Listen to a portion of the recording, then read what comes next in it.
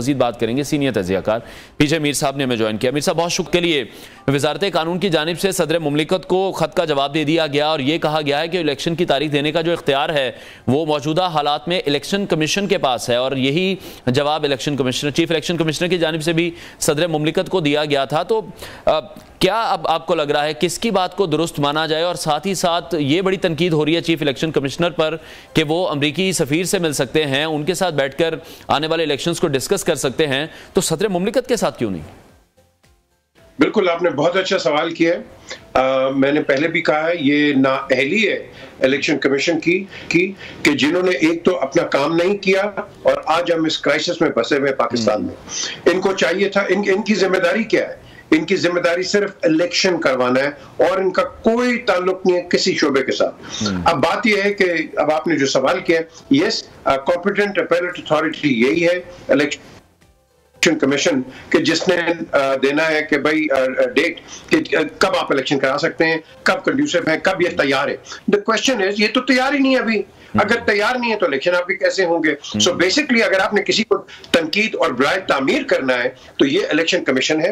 ये बिल्कुल मैं समझता हूँ इन इलेक्शन कमिश्नर को बिल्कुल रिजाइन कर देना चाहिए कि इन्होंने पूरे पाकिस्तान को दांव पे लगा दिया है। हर पार्टी में ना इत्तेफाकी आ गई है। पहले वो बैठते हैं कि इलेक्शन नहीं होंगे, फिर कहते हैं इलेक्शन होंगे। मुझे इसकी समझ नहीं आती कि ये चाहते क्या है सारे।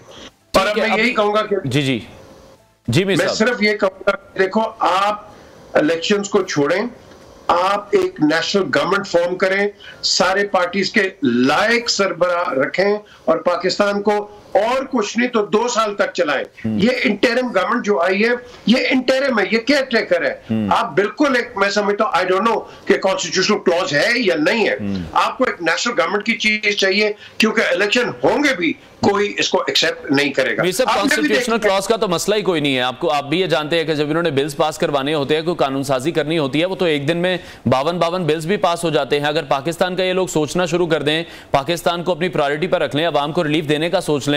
हम तो मसालिस्तान में रह रहे हैं, हर एक के बाद दूसरा मसला सर उठा के खड़ा हो जाता है। लोग बिजली के बिल लेकर सड़कों पर खड़े थे, इन्होंने पेट्रोल की 300 सेंचुरी कंप्लीट कर दी, उनको तो फर्क ही कोई नहीं पड़ रहा।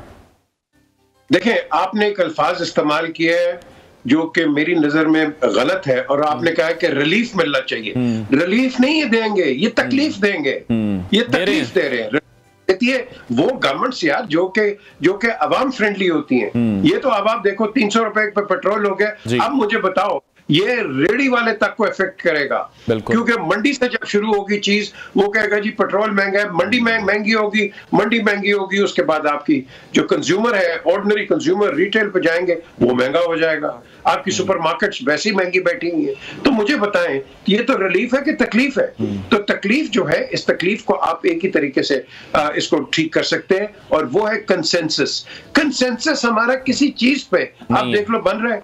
अभी आपने प्रोलॉग में सारी बातें बताई हैं, और सिर्फ तकलीफ के अलावा और नॉन कंसेंसुअल बातें जो करके अब आपने बताया, तो ये हमारा अलमिया है। और इस अलमिया को अगर तो किसी में अकल आए, कुछ शर्म आए पाकिस्तान के लिए, गरीब आदमी का ही सोच लो यार, तो मैं समझता हूं आप अभी भी सर जोड़ के बैठ सकते हो। और ये जो विच हंट है, कभी उसको अरेस्ट कर लिया, कभी उसको कर लिया, ये अरेस्ट करने से कोई किसी को नहीं दबा सकता, कभी नहीं दबा सकता। बल्कि आप क्या करते हैं कि फीलिंग्स को कैन में बंद कर देते हैं, और इवेंचुअली वो कैन फट जाता है। अयातुल्लाह ख़मेनी को देख लो, 15 साल आपने उसको एग्जाइल में रखा है, लेकिन इवेंचुअली आया है।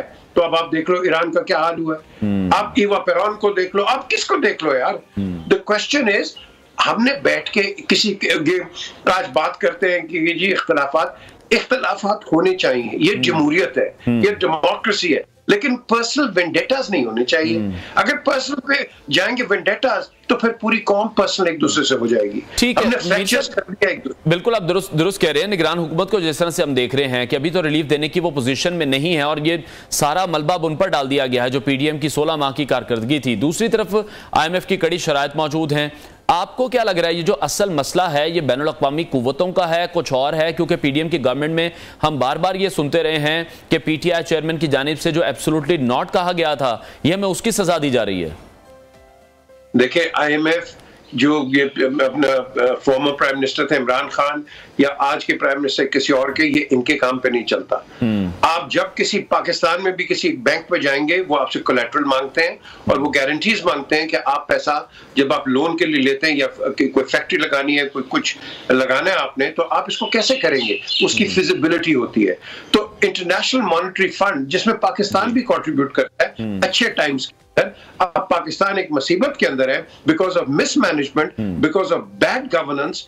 आज हम उनके साथ बैठते हैं तो वो आपसे पूछते हैं, भाई आप, हम तो पैसे दे दिए, 3 बिलियन हमने दे दिए, फिर उसके बाद आपको 2 सऊदी दे दिए, एक आपने यूएई ने दे दिया, ये आप पैसा वापस कैसे करोगे? Simple as that. वो कोई कंडीशन नहीं, वो ये नहीं कहते आपको हाँ जी तेल महंगा कर दो, ये बिजली महंगा कर दो, ये वो कहते हैं आप हमें बताएं कि आपने पैसा वापस किस तरह करना है। तो हमारे पाकिस्तान में आप देखो, सबसे इजीएस्ट तरीका है कि लोगों के सिरों पे हथौड़ियां मारना। बिजली महंगी कर दी, लोग चीखें मारेंगे 10 दिन, उसके बाद चुप हो जाएंगे, हड़ताल हो जाएगी, चुप हो जाएंगे। पेट्रोल महंगा कर दिया, शोर होगा, फिर चुप हो जाएंगे। That's the easiest way of collecting money. The question is, बाकी आपके सेक्टर्स भी हैं जहां आप अपना टैक्स बेस ब्रॉड करो, क्यों नहीं करते हो भाई? तुम डरते हो इसलिए कि आपको वोट नहीं मिलेगा। अब ये इंटरिम गवर्नमेंट कर सकती है। देखिए मीर साहब, टैक्स नेट हमने देखा ब्रॉड किया उन्होंने। टैक्स नेट ब्रॉड करने का जो तरीकाकार है वो ये है कि बिजली के बिलों में उस अवाम से भी पैसे लिए जाएं, उस मस्जिद से भी पैसे लिए जाएं जहां पर लोग नमाज पढ़ने आते हैं। टैक्स वहां से कलेक्ट किया जा रहा है, अशराफिया से नहीं किया जा रहा। ये जो आपने अभी सवाल किया ना, इसका जवाब मैं आपको बताऊं क्या हो रहा है, इसका रिजल्ट क्या हो रहा है। आप सिर्फ अभी चले जाए पासपोर्ट ऑफिस में, उनका बैकलॉग इतना हो गया, लोग पासपोर्ट बनवा रहे हैं कि मुल्क छोड़ के चले। भाई क्यों? और हमारे वजीर आजम कहते हैं वो जाने तो जाए। भाई क्यों पाकिस्तान को छोड़ के जाए? ये हमारा मुल्क है यार, क्यों छोड़ के जाए? अगर कोई जा रहा है तो वो बहुत मजबूरी से जाएगा, या तो गिव अप कर गया या मजबूर है। हमें लोगों को इनकरेज करना है कि नहीं, पाकिस्तान के अंदर हर चीज हो सकती है। देखो मेरे भाई, अगर हम एक न्यूक्लियर बॉम्ब बना सकते हैं फोकस होके, जो कि बाकी इस्लामी ममालिक हमसे लाख गुना अमीर है, रिच है, वो नहीं कर सकते, हमने किया है, तो हम क्या मुल्क को नहीं ठीक कर सकते? बिल्कुल कर सकते हैं। हमारे अंदर प्रॉब्लम है, we don't have the right people for the right job.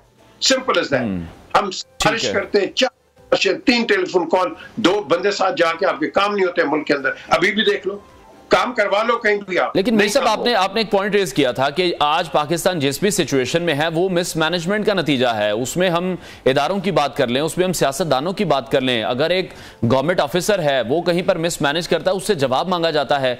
यहां पर जवाबदेह कोई नहीं है। ये जो गवर्नमेंट ऑफिसर है, देखो ये एक मजबूर तबका है। ये क्यों मजबूर तबका है? क्योंकि इनकी एक लाइफ स्पैन होता है, उसके बाद ये लोग रिटायर हो जाते हैं। ये डरते हैं कि सारी उम्र इन्होंने अपनी जिंदगी दी है कौमी इदारों में काम करने की, अगर ये किसी का काम नहीं मानेंगे, उसकी ACR पे कुछ हो जाएगा या उनको डिसमिस कर देंगे, वो मजबूर होकर जो भी आता है सियासतदान उसकी बात सुन के काम कर लेते हैं। आपने देखा नहीं कितने पकड़े हैं ब्यूरोक्रेट्स? ये क्यों पकड़े हैं यार? हमारी एजेंसीज या अब जो इदारे हैं, ये कोई पागल तो नहीं है। ये अगर किसी को पकड़ रहे हैं तो कोई वजह तो है ना। तो वजह यही है कि उनसे गलत काम कराया जाता है। हमने पुलिस को कितना मिसयूज किया है। हमारे पुलिस में बहुत अच्छे लोग हैं। मैंने सिपाही कांस्टेबल्स देखे, SHOs देखे, DSPs, SPs, DIGs, लेकिन आपने इनको पोलिटिसाइज कर दिया है। ये बेचारे काम नहीं कर सकते हैं, और जब ये काम नहीं करेंगे, इफेक्ट किसके ऊपर होगा? अवाम के ऊपर। सो द एंड रिजल्ट है कि हमारे इंस्टीट्यूशंस खराब हो गए हैं।